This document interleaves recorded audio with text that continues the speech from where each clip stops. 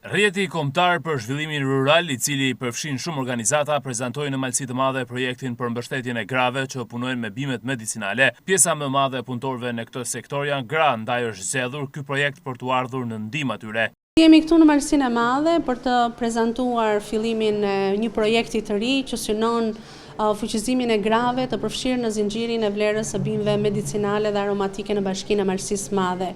Një projekt i cili mbështetet në një nevojë reale të dukshme të grave të përfshirë në këtë sektor, i cili është i rëndësishëm dhe burim jetese për shumicën e familjeve në këtë zonë.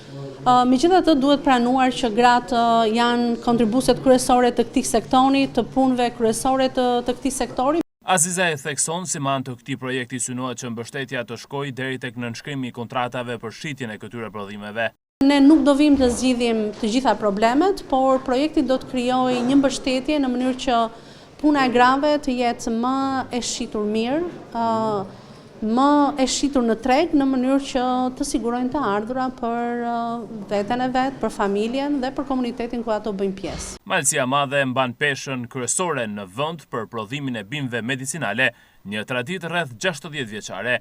Sipas bizneseve të këtij sektori në Malësi të Madhe, në periudha të ndryshme të vitit angazhohen deri në 4000 punëtorë, pjesa dërmuese e tyre gra dhe vajza. Problemi themelor i këtij sektori është mungesa e tregut dhe çmimet e ulta.